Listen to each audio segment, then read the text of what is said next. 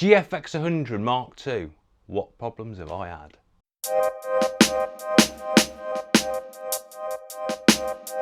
Quick update today about the GFX100 II. It's a beast, but it still can be refined. So we're just going to go through a couple of things really which I've had.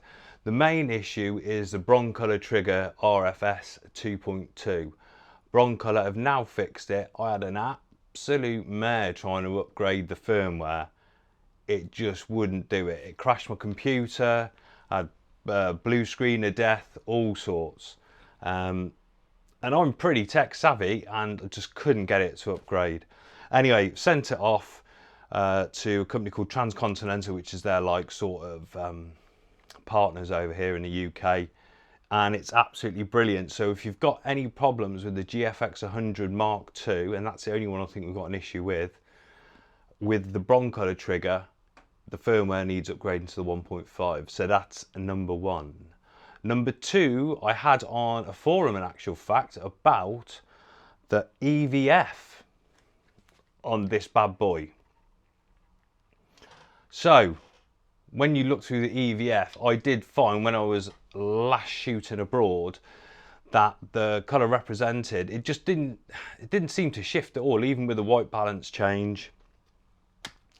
And it was just quite bad in general, and it just didn't obviously show exactly what I was seeing on the back of the screen or then when I got it home. So I personally, I haven't had any problems with the LCD on the back. That seems pretty good coloration and everything. But the EVF just looked bizarre. So to get it to match the LCD, and it's pretty well balanced now, if you go into the menu, go to the spanner icon, which is in blue, and then you go to the screen setup, and then you have got the options, EVF brightness, colour adjustment, and then you got your LCDs.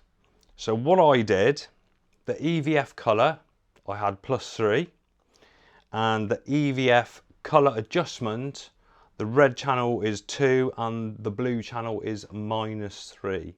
And that for me seemed to balance it correctly then.